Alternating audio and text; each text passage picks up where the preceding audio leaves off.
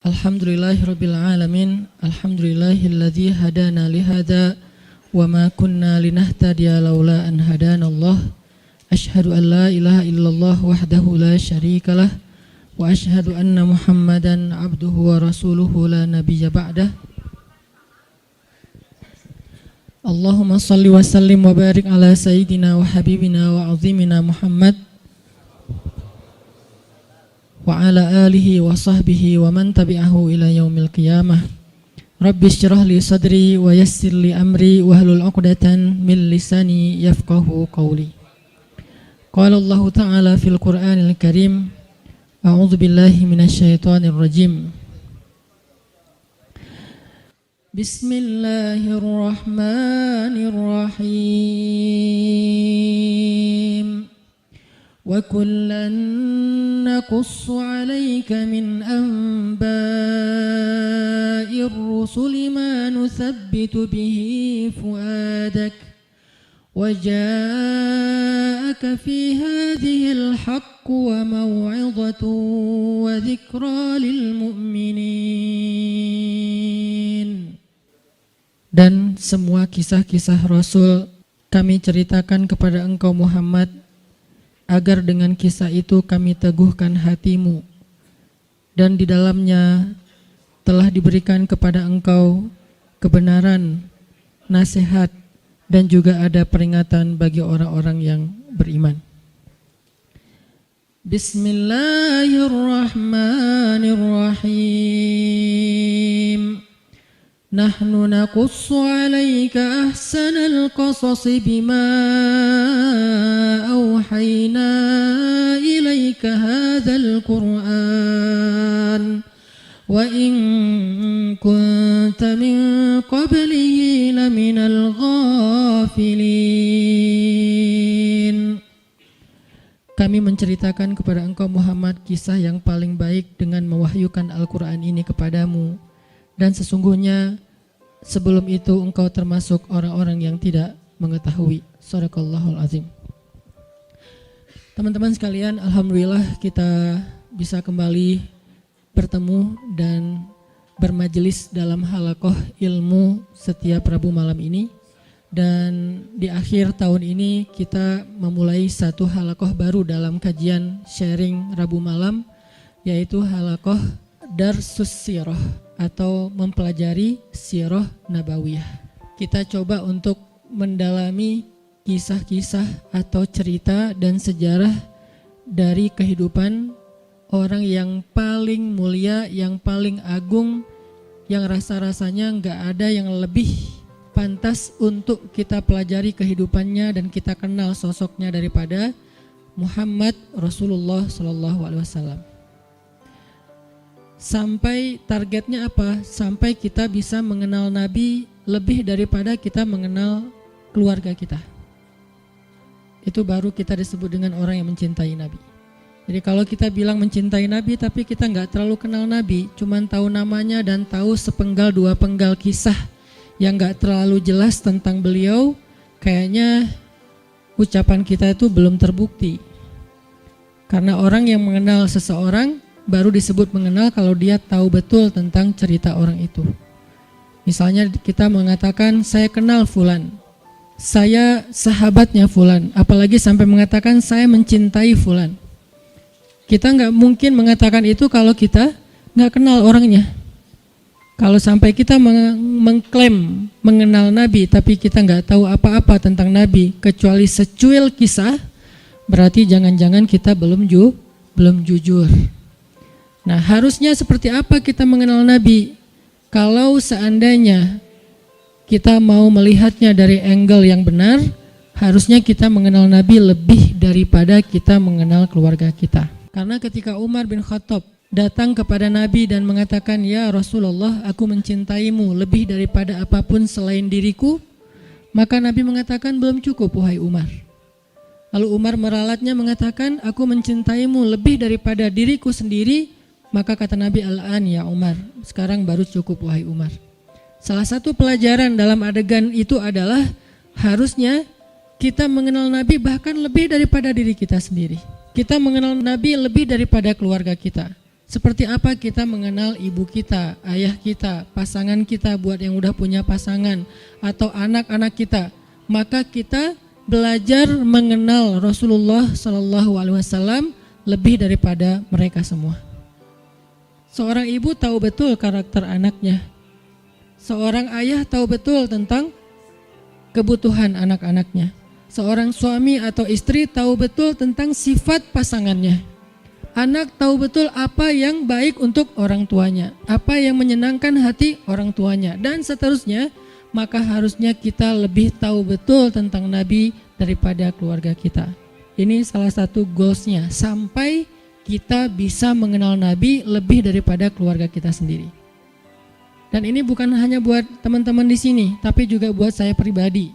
Sambil saya menyampaikan, karena ini bukan dari saya hanya menerjemahkan bacaan dan wawasan yang saya dapatkan, baik ketika dulu masih belajar di Al-Azhar maupun sampai sekarang karena jadi murid itu seumur hidup terus belajar ke dalam bahasa yang mungkin mudah-mudahan bisa lebih mudah kita fahami tentang sirah Nabi. Sehingga kita sama-sama nanti satu saat makin lama makin kenal dengan Nabi, makin tahu tentang Nabi sampai bukan hanya yang zahirnya. Karena seperti yang saya pernah sampaikan, sunnah Nabi itu ada 3. Hanya dari 3 ini mungkin 2 sering dibahas, tapi yang ketiganya jarang dibahas. Ada sunnah surah penampilan Nabi. Sebagian dari penampilan Nabi hukumnya wajib diikuti, sebagian yang lain hukumnya sunnah diikuti. Artinya penampilan Nabi itu banyak dibahas tentang jenggotnya, tentang sorbannya, tentang jubahnya, tentang sendalnya, dan seterusnya. Kemudian yang kedua, sirah perbuatan Nabi. Kehidupan Nabi secara zahir. Cara tidur Nabi, cara berdiri Nabi, cara jalan Nabi, sikap Nabi, marah Nabi, dan seterusnya. Sirah aktivitas Nabi, termasuk jihadnya Nabi, dakwahnya Nabi, kehidupan pribadi beliau, kehidupan keluarganya, kehidupan masjidnya, kehidupan tetangganya, kehidupan masyarakatnya, dan seterusnya. Sirah itu banyak dibahas dan sekarang pun kita sedang membahas itu. Tapi ada satu hal yang jarang dibahas, sarirahnya Nabi. Jadi ada surah, ada sirah, ada sarirah, perasaan Nabi. Apa yang membuat Nabi bahagia, apa yang membuat Nabi sedih, apa yang membuat Nabi berkenan, apa yang membuat Nabi gak suka, apa yang membuat Nabi sakit hati, apa yang membuat Nabi berkesan di dalam hatinya, gimana Nabi memaafkan kesalahan orang lain, apa yang membuat Nabi malu, apa yang membuat Nabi marah. Semua itu masuk dalam kategori sarirah. Gimana Nabi orangnya sangat menjaga perasaan sehingga paling gak suka menyinggung orang lain atau memberatkan orang lain, membebankan orang lain. Itu namanya sarirah. Kita sampai kalau bisa mengenal sarirahnya Nabi, bukan hanya surah dan sirah, tapi sampai sarirah. Karena kalau kita gak belajar sarirah Nabi, kita hanya belajar kulitnya, yaitu yang tampak saja. Jangan-jangan semakin kita mengetahui sunnah Nabi, semakin kita jadi bikin orang gak nyaman. Semakin galak, semakin eksklusif, bahkan jangan-jangan gak sengaja kita semakin merasa paling benar. Padahal Nabi SAW sendiri dengan sarirah beliau adalah orang yang paling menyenangkan. Gimana Nabi jadi orang yang paling menyenangkan? Itu sarirah, bukan sirah, bukan surah. Nabi menyenangkan bukan hanya karena beliau ganteng, itu udah pastilah. Tapi banyak orang ganteng tapi nyebelin ya. Ada orang, ya hanya kencang di belakang. Ada cewek makin cantik, makin bikin kita kayak gak nyaman gitu. Kenapa gak nyaman? Karena mungkin kecantikan dia itu jadi fitnah, kecantikan itu bikin dia jadi jutek atau apa. Ada orang secara fisiknya hampir bisa dibilang sempurna, dia fisiknya keren, tapi karena sarirahnya, mentalnya, perasaannya itu enggak humble sama orang lain, akhirnya kita juga enggak nyaman bareng dia. Makanya ada orang memilih pasangan walaupun yang tampak duluan itu fisik, tetapi kadang-kadang ada orang yang kayaknya pasangannya biasa banget, tapi dia kayak happy banget sama orang itu. Kenapa? Karena cocok secara karakter.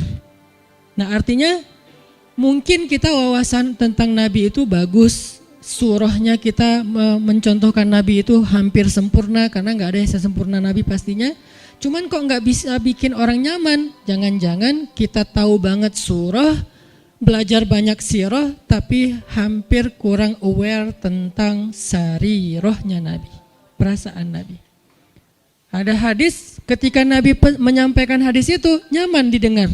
Ketika kita yang ngomongin hadis yang sama kok jadi bikin orang gak suka, jadi bikin orang sedih gitu. Jangan-jangan bukan teks hadisnya, hadisnya sahih, bahkan mutawatir, Bukhari, Muslim.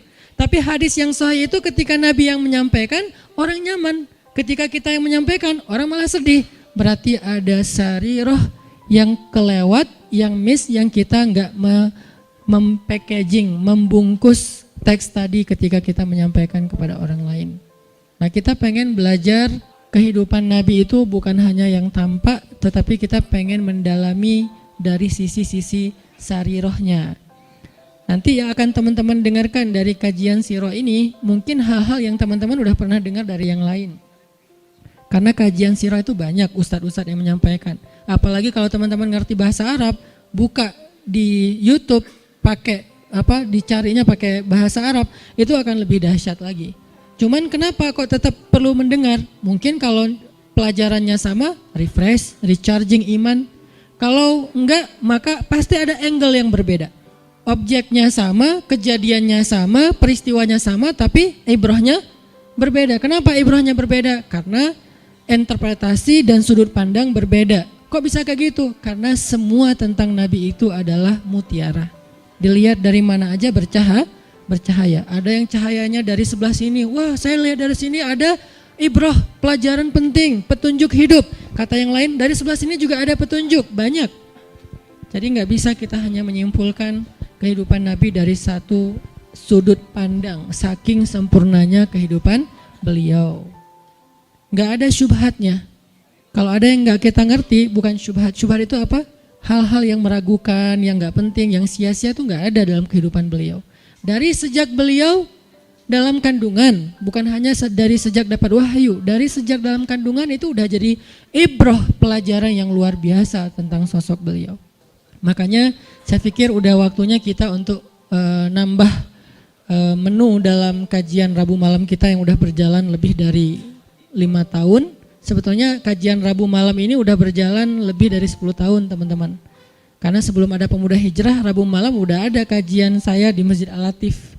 Cuman dulu kajiannya yang hadir paling 15 orang, 20 orang. Kalau Persib lagi main libur ya.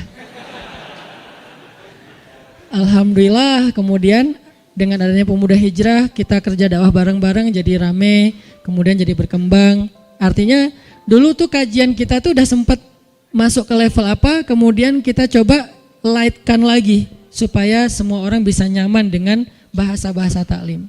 Dulu udah agak bold tuh, makanya saya bilang dulu kajian kita tuh membahas tentang rijal, para tokoh-tokoh kesatria Islam. Saya pernah bahas Ikrimah anaknya Abu Jahal, seberapa kerennya Ikrimah. Saya bahas juga tentang kisahnya Imam Hasan Al-Basri, Ibnul Musayyib, Umar bin Abdul Aziz, sampai yang terakhir sebelum datangnya Pemuda Hijrah kita membahas Nuruddin Zinki. Dulu tuh udah sampai ke pembahasan rijal, tokoh-tokoh Islam. Tapi karena kebutuhan dakwah dengan segmen yang lebih luas, kita pakai menu yang lebih light lagi. Sekarang cengeknya dikurangin, ya. Jadi light, jadi semua orang bisa makan, anak kecil juga bisa makan nasi gorengnya. Tapi itu udah berjalan 5 tahun. Sekarang saatnya pakai tambahan cengek, lebih lada dikit. Supaya apa? Supaya lebih nikmat, supaya lebih kerasa. Nah ini kita tambahin dengan sirah. Saya pikir semua teman-teman yang hadir di sini adalah orang-orang yang udah lama ngaji, udah rajin ngaji, udah ngejar taklim. Yuk belajar sirah sama-sama sampai kita mengenal sosok Nabi seperti kita mengenal keluarga kita.